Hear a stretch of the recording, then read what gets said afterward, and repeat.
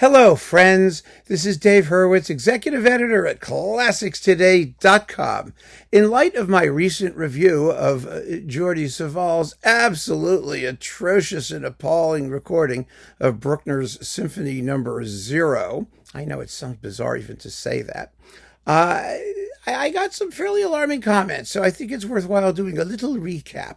Some of the comments which disagreed with the review disagreed with it on the basis of the fact that I was being so terribly intolerant because that's what orchestras sounded like in Bruckner's day.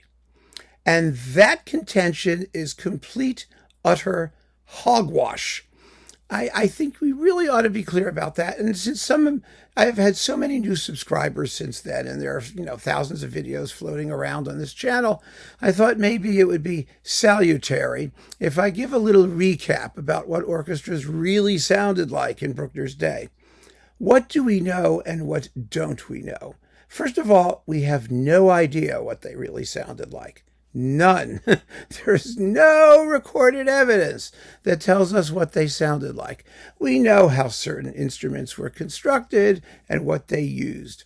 We surmise how they were played based on certain instrumental treatises which set forth aesthetic ideals of playing, which we don't know that anybody read or actually followed.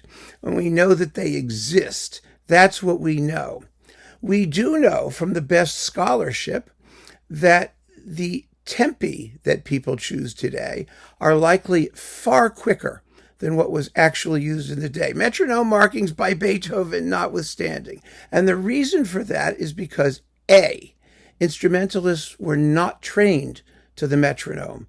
Their idea of tempo was entirely based on the physical intuition of what the indicated tempo meant, based on the movement of the human body, or if anything. Allegro means lively. Adagio means slow, very slow. Andante means walking tempo. All of these things had an enormous range of interpretation on any given day, in any given place.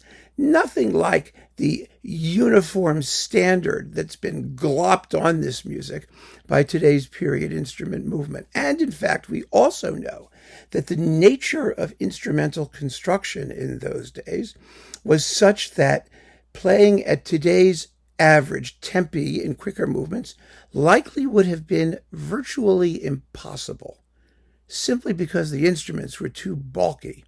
I had a very dear friend, a conductor friend, Antonio de Almeida, a conductor who studied under Hindemith at Yale University. And Hindemith was fascinated with ancient instruments, and Yale had a wonderful early instrument collection, and he used to make his students play on them. And even when restored, Almeida told me that just getting a tone out of them was almost impossible, let alone playing things up to speed, the speed that we would consider normal today.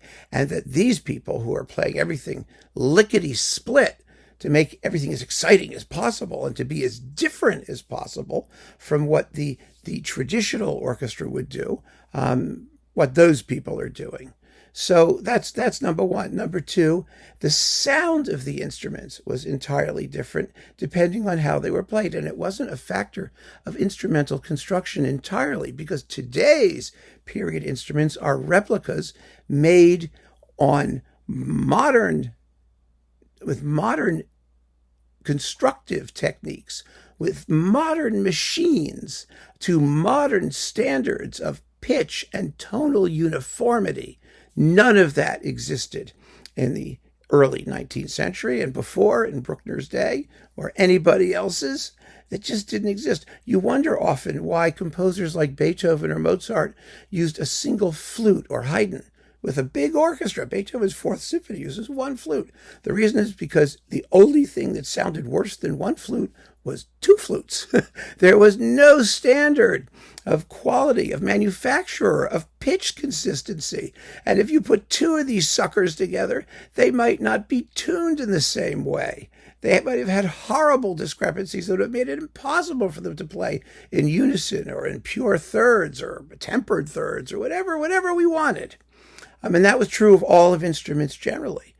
which were undergoing rapid improvements in terms of, in brass and woodwind instruments, in terms of valves and mechanical construction. And when it came to violins, obviously bows were getting longer, and bridges and things were being reinforced, and strings were getting made out of metal, and all kinds of stuff was happening. So, and who had what and how much of it, we have no idea. We have no idea. So the idea that that people like Jordi Savall are recreating an earlier sonority is total crap. It's absolute crap. They are creating a modern sonority, and their ideal, their aesthetic ideal, is the difference between their sonority and what a modern orchestra would do in the same repertoire. But the truth of the matter is that the modern orchestra has the ongoing, unbroken performance tradition in music of that kind. And one of the things we know about orchestras from time immemorial is that string sections all used vibrato. They used vibrato of every kind, in every degree, at every opportunity, practically. And we know that because the scores tell us. There were composers who were very careful to notate when they wanted extra vibrato in the orchestra. There were instrument manufacturers, such as Auguste Cavalier-Coll, the great French organ builder from the 1820s, who from that point on built choirs of organ pipes designed to imitate the sound of orchestral strings, and they were all endowed with permanent vibrato. They were tuned slightly off to each other to create acoustic waves. They were given tremulant devices, and when they were called upon to imitate the orchestral strings, those sounds were the ones that were demanded. And we know because when composers made transcriptions for these organs of orchestral works, which they quite often did, of works such as the Prelude to Lohengrin and things that Beethoven symphonies, things that people love to play today without vibrato, they always asked for vibrato. We know that there were terms in the scores that indicated the use of vibrato beyond specialized notations, such as wavy lines, or those terms included tenuto, espressivo, cantabile, dolce. And we know this because we have written evidence and anecdotal evidence from people who heard these orchestras that that's what those words mean. You didn't have to just say vibrato, which wasn't, it was just beginning to exist in Bruckner's day at the beginning of the 19th century. The actual word was tremolo, that most composers used when they wanted vibrato. And tremolo meant many things. It meant rapidly repeated notes. It meant vibrato. It meant, any kind of oscillation in the timbre of the note. We also know that vibrato was common because of vocal treatises, which addressed the matter most thoroughly. Most importantly, Manuel Garcia, who gives 3 types of vibrato for vocal performance, none of which are called that, but they're there. He says, under extreme emotion, the human voice wobbles, and it should be reserved for that reason for moments of extreme emotion.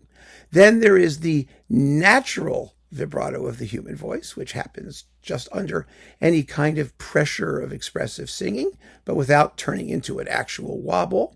And then we know that there are certain vocal techniques, for example, playing repeated notes, where a certain level of pitch variation helps to distinguish or create the correct articulation, and which also would qualify as a slower type of vibrato. All of those things existed. All of those things were used. Finally, last but certainly not least, we know from studies in the psychology of music by psychologists such as Carl Seashore, who wrote an entire book on the audibility and use of vibrato in the 1920s and 30s, the result of his studies, which is that we know certain things about how we hear vibrato. We know that most vibrato is not perceptible. It simply occurs to us as warm tone, as appropriate tone, as in tune tone. We know that the more instruments of the same type are playing together, the more necessary vibrato is to create a homogeneous sound, a well-blended and beautiful sound. We know that all instruments are made to imitate the sound of the human voice, that all voices, all mature voices, have a natural level of vibrato, that different people hear vibrato differently, that some are very sensitive to it and some barely hear it at all. All of these things we know. These are facts. And when we put all of these facts together, we know that people like Jordi Savall and all of the other period instrument people who think they're doing something scholarly and that they're recreating the sound of a period or of an event or of a type are completely off their rockers. It's really that simple. They haven't done their homework and they don't care because their concern, to be honest, is simply to make a different sound. Not to make an authentic sound, not to make a correct sound, not to make an idiomatic sound, to make a different sound. And if you're curious about the evidence, I've written at least three, maybe more, scholarly peer-reviewed papers, which adumbrate all of the evidence in various forms of the classical orchestra, in the form of transcriptions of string pieces for instruments that imitate vibrato, like the orchestral organs that arose in the 19th century, in terms of what conductors said, what instrumentalists and orchestras did, what the anecdotal evidence says. All of this is there. It's all there if you care enough to look at the evidence and you don't drink the Kool-Aid. So, for those of you who have not been through all 5,000 videos on this channel, or almost 5,000, and the endless discussions we've had about period instruments, those are the facts. And I don't dislike period instruments, don't get me wrong. I dislike bogus claims made for them. People make fabulous recordings. There are great recordings on period instruments of all kinds of repertoire, and I'm happy to celebrate those, and I do, more than sufficiently. But by the same token, I have no tolerance for bullshit, and I have no patience when these people try to sell you, the listener, a bill of goods so that they can take your money. And that, my friends, is the story. So keep on listening. Thank you for joining me. Take care.